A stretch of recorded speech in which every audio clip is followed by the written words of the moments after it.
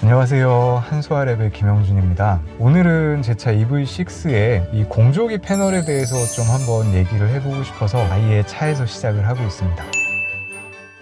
저는 이 공조기 패널 자체가 사실 굉장히 예쁘고 깔끔하게, 그리고 그냥 LCD 패널인데도 그 옛날 아날로그 감성을 그대로 갖고 있어서 사실 굉장히 좋아하는 편이거든요. 그러니까 아이오닉 5하고 EV6를 고민했을 때 배터리가 제가 살 당시에는 아이오닉 5가 좀 더 작아서 EV6를 결정적으로 선택을 한 것도 있는데, 이런 부분들도 마음에 들었어요. 이렇게 뭐 핸들 열선이나 통풍 시트, 열선 시트 이런 것들이 다 밖으로 빠져나와 있는 것도 뭐 물리 버튼이 아니어도 이렇게 한 번에 누를 수 있다는 그런 점이 좋았는데, 이게 아시는 분들은 대부분 아시겠지만 이렇게 공조기하고 인포테인먼트를 이 버튼을 눌러서 바꾸게 되어 있거든요. 근데 이게 굉장히 뭐 편하고 보통은 공조기로 놓고 다니게 되니까 크게 불편함을 느끼지는 않습니다. 그런데 가끔씩 이게 불편함을 느낄 때가 있어요. 그게 바로 볼륨인데, 제가 볼보나 뭐 포드 익스플로러 이런 것들 차들을 가끔 보면 물리 버튼도 없고 뭐 이런 버튼이 따로 안 빠져나와 있고 패널에 다 들어가 있는데 볼륨 버튼만 밖으로 빠져나와 있길래, 아니 도대체 왜 볼륨 버튼만 저렇게 밖으로 빠져나왔지? 좀 신기하다, 이런 생각을 사실 했었거든요. 근데 제가 사용을 하다 보니까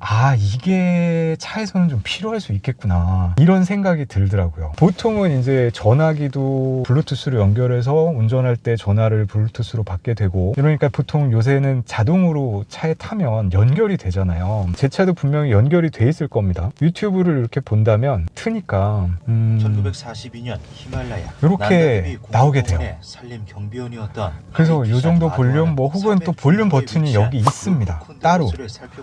그래서 이걸로 항상 언제든 볼륨을 조절할 수 있고, 누르면 바로 뮤트가 되는 이런 버튼이 따로 빠져 있기는 해요, 여기도.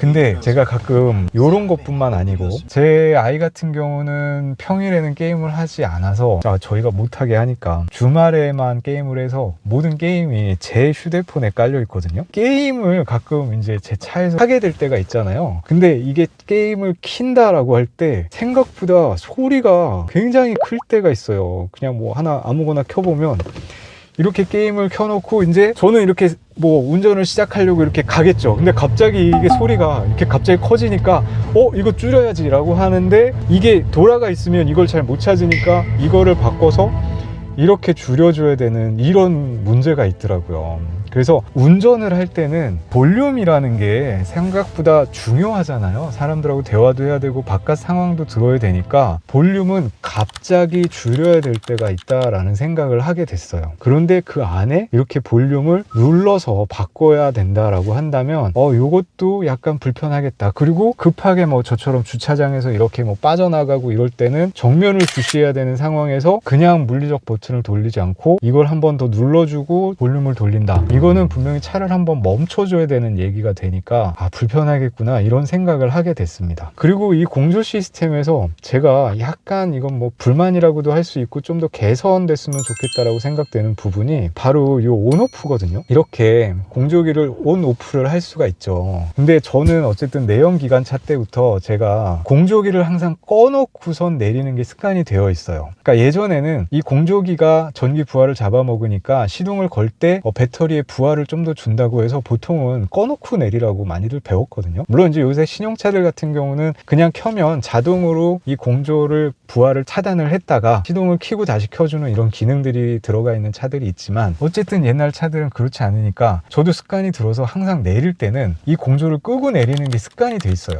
근데 이렇게 공조기가 켜져 있을 때 이때는 별 문제가 안 되는데, 운전을 하고 있으니까. 근데 내려야 될 때 공조 끄고 시동 끄고 내려야지 라고 하는데, 이 공조를 이렇게 항상 이렇게 살짝 누르게 되는 게 아니잖아요. 사람이라는 게 뭐 엄지손가락으로도 누르게 되고 뭐 이렇게 검지손가락으로 누르게 되고 이렇게 될 수 있는데, 이 다이얼이 꺼져 있는 상태에서도 돌리면 켜져요. 돌리면 켜지게 돼 있습니다. 그리고 온도도 바뀌죠. 그러다 보니까 이거를 아무 생각 없이 이렇게 딱 누르고선 내리면, 방금 보셨나요?